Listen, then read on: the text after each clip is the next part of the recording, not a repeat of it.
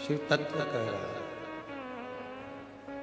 भगवान शंकर की पवित्र कथा कह रहे हैं, शिव महापुराण की कथा वर्णन कर रहे हैं। मानव देह के अंतर्गत मानव शरीर में यदि कहीं किसी रूप में भगवान शिव की अविरल भक्ति प्राप्त करने का सौभाग्य मिला है,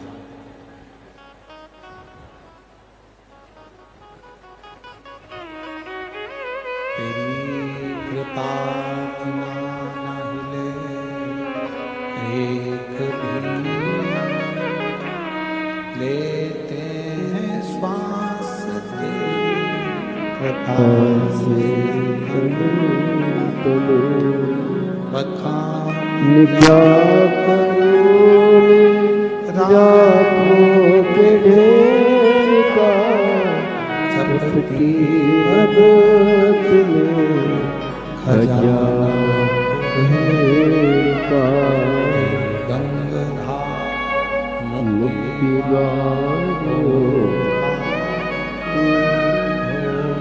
ओंकार आयो शरण तिहारी शंभु तार तार। तो आरणी की जो कथा है, इस कथा का नाम श्री सिद्धेश्वर शिव महा और तेरी कृपा एक भी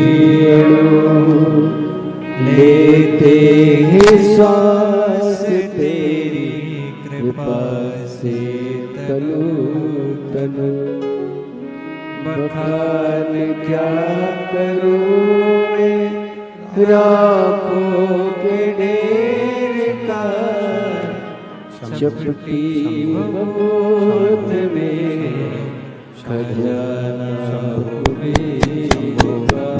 शंभो शंभो शंभो शंभो शंभो पुराण की कथा का नाम दिया। जीवन में मानव देह तो मिल जाता है, मनुष्य का शरीर मिल जाता है, पर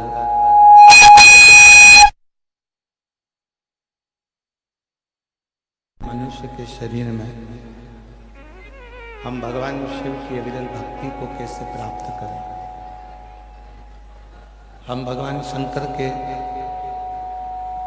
स्मरण को कैसे प्राप्त करें, हम कैसे भगवान शिव की लीलाओं का स्मरण करें, ये शिव महापुराण की कथा में बताता है। शरीर मिलना एक अलग विषय है कि मानव का शरीर मिल गया, मनुष्य की देह मिल गई, मानव शरीर प्राप्त हो गया, पर उस मानव शरीर में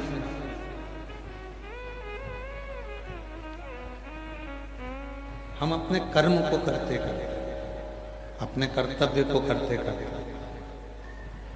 किस तरह से भगवान की अविरल भक्ति को प्राप्त कर सकते, ये हमें शिव महापुराण की कथा बताती है। क्योंकि शिव पुराण एक ऐसी पुराण है जो मनुष्य को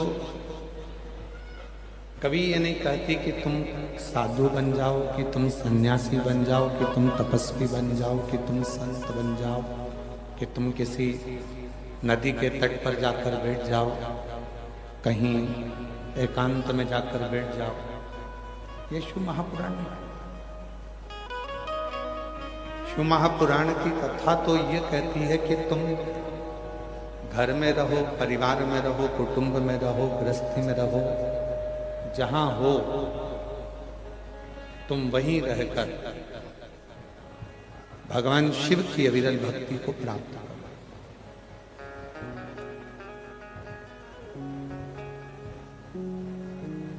और हम तो कथा के माध्यम से भी आप लोगों से करेंगे।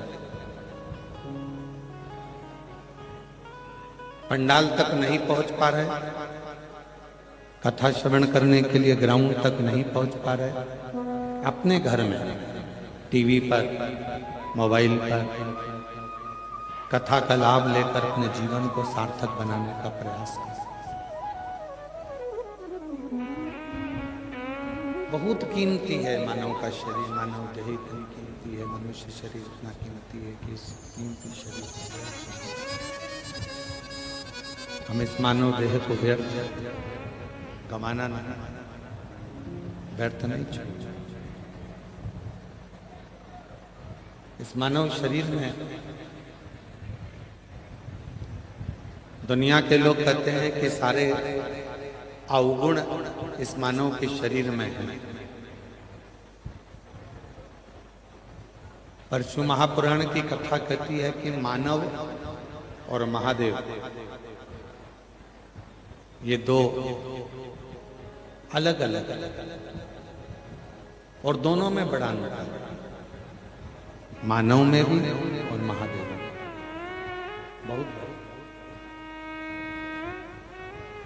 मानव का काम क्या है कि वो बस बैठकर दिन भर कुछ ना कुछ अवगुण निकाला करता, दोष ढूंढा।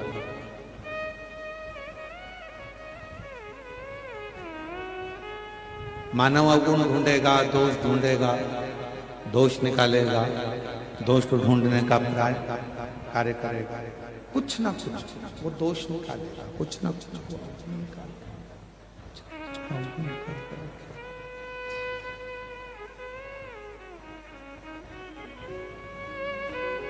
ये मानव अवगुण निकालने का प्रयास करता है, अवगुण निकालता है, पर मानव अवगुणों को ढूंढता है, दोषों को ढूंढता है, किसी के भीतर की बुराइयों को, किसी के भीतर के दोषों को, किसी के भीतर के अवगुणों को ढूंढता है।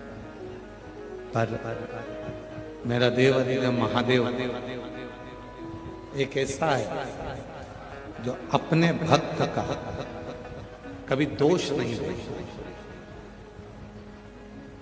मेरे देव अधिदेव महादेव कभी अपने भक्त के दोष कभी नहीं देखते। मेरे देव अधिदेव महादेव हमेशा अपने भक्त का गुण देखते, अच्छाइयां देखते, पर अवगुण नहीं। और शिव महापुराण की कथा कहती भी है, भगवान शंकर का चरित्र कहता भी यही है, शिव तत्व बोलता भी यही है कि हम जब भगवान शंकर की विरल भक्ति में डूबते जाए, जब हम भगवान शिव की विरल भक्ति में रमते जाए। इनको भेज के साउंड सुनवाओ कैसा चल रहा है इनका साउंड, और इनको मालूम पड़ना चाहिए कि साउंड क्या होता है। भगवान शिव की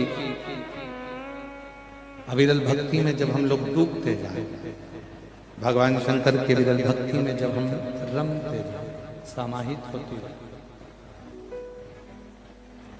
तो हमारे भीतर ये भाव होना चाहिए कि हम किसी के दोषों को ना देखें, हम किसी की बुराइयों का ना देखें, हम किसी के अवगुणों का ना देखें। हम यदि देखें तो केवल गुण ही देखें, अच्छाइयां ही देखें। और शंभु शरण पड़ी माँ घड़ी दुख काटो, दया करीने दर्शन आपो।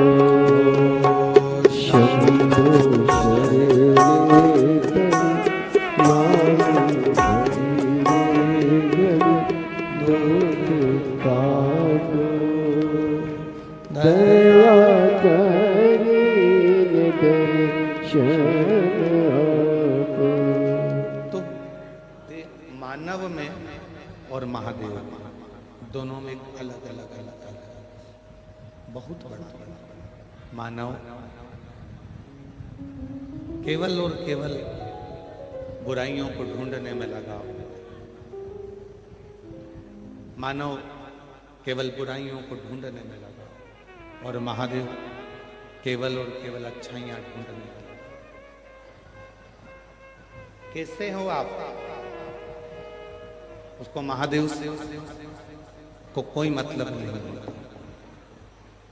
महादेव को केवल इतना सा मतलब है कि आप निष्कपट भाव से आप भक्ति कितनी कर, स्मरण कितना कर, मंत्र जाप कितना कर रहे हैं, जाप कर रहे हैं।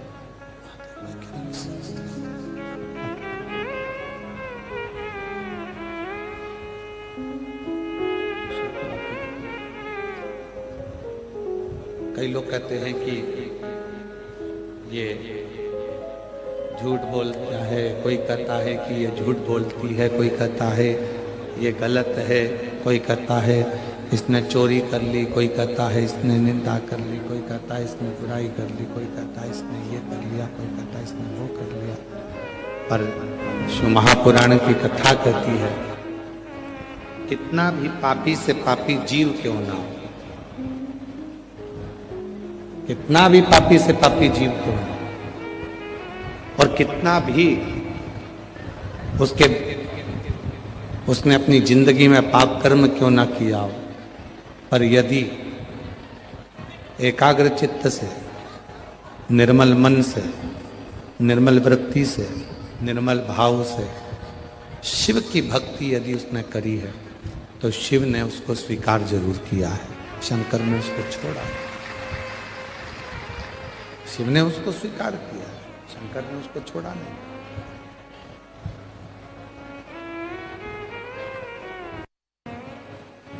शिव महापुराण की जो कथा प्रारंभ हुई है वो एक देवराज नाम के ब्राह्मण से प्रारंभ हुई है।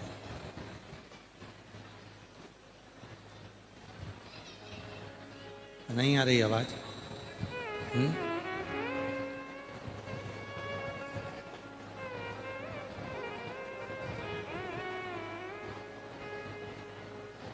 शिव महापुराण की जो कथा प्रारंभ हुई है वो देवराज नाम के ब्राह्मण से प्रारंभ,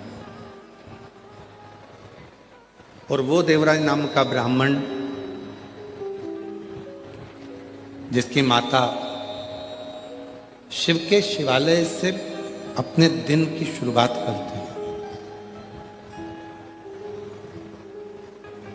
जिनकी माता अपने दिन की शुरुआत भगवान शंकर के शिवालय से करती है।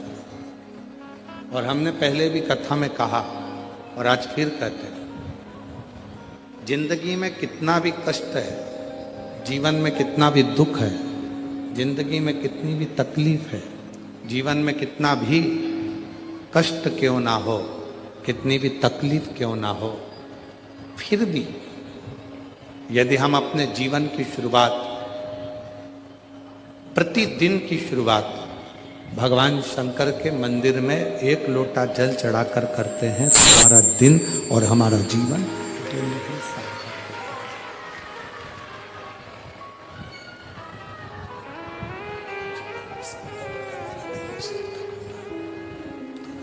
शुरुआत शंकर के मंदिर में जाकर हम शिव जी को जल चढ़ाकर, शंकर के मंदिर में जाकर शिव को जल समर्पित कर कर अपने दिन की और अपने जीवन की शुरुआत कर।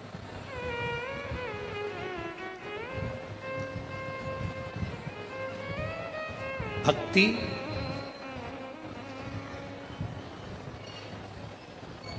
आडंबर से परे होती है। भक्ति में आडंबर नहीं होता, भक्ति में दिखावा नहीं।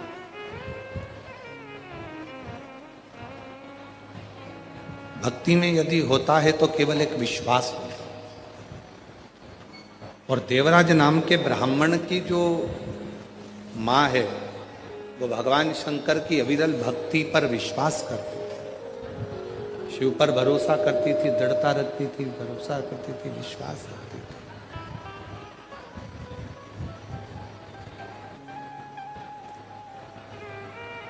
भगवान शंकर की अविरल भक्ति पर पूर्ण भरोसे के साथ रहते हैं। और ऐसा नहीं कि उन्होंने अपने पुत्र देवराज को मंदिर तक नहीं भेजा। हमने पहले भी कथा में कहा है कि प्रत्येक माता को चाहिए अपने जीवन में कि अपने बच्चों को कहीं भेजो चाहे ना भेजो, पर अपने बच्चों को अपने घर के नज़दीक में जो शिव जी का मंदिर है उस मंदिर में 1 लोटा जल चढ़ाने जरूर भेजा करो, जिससे उन बच्चों में अच्छे संस्कार,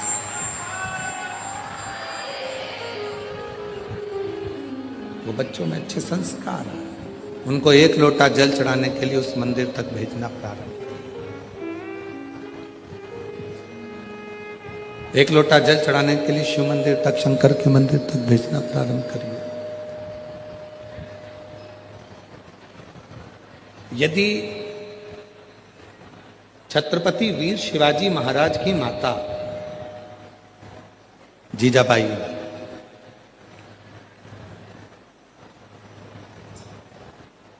अपने बेटे छत्रपति वीर शिवाजी महाराज को यदि कहीं खेलने भी भेजती थीं तो कहती थीं कि योद्धा के रूप में शिव की साक्षी, शंकर की साक्षी, शंकर की साक्षी, शंकर की साक्षी में, शिव की साक्षी में, शंकर की साक्षी, शिव की साक्षी में, शंकर की साक्षी में, शिव की साक्षी।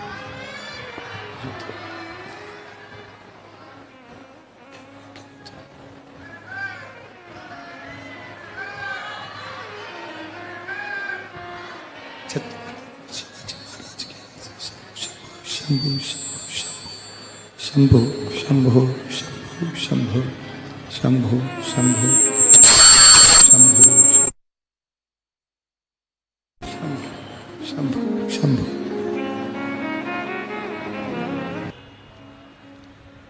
भगवान शंभु बखान क्या करूं मैं राखों के ढेर का, चपटी बबूत में खजाना कुबेर का, गंगरा मुक्ति द्वार ओंकार तू, भोले ओंकार तू, आयो शरण तिहार शंभु तार तार तू।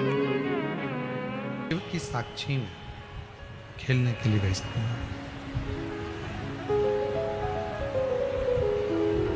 और छत्रपति वीर शिवाजी महाराज एक दिन अपनी माता से प्रश्न करते हैं। छत्रपति वीर शिवाजी महाराज एक दिन अपनी माता से प्रश्न करते हैं, मां, जब दुनिया के सारे बच्चे खेलने के लिए यहां वहां सर्वस्व जाते हैं और आप हमको खेलने के लिए भेजती हो, तो भगवान शंकर के शिवलिंग की साक्षी में भेजती हो। मां, इसका कारण क्या है? आखिर कारण ऐसा क्या है कि शिव जी की साक्षी में, भगवान शंकर की साक्षी में खेलने का यदि कोई अलग फल है तो वो हमें बता। जो जीजाबाई ने कहा अपने पुत्र छत्रपति वीर शिवाजी महाराज से, वो अपने अंदर उतारने वाली बात है। जीजाबाई कहती हैं, शिवा,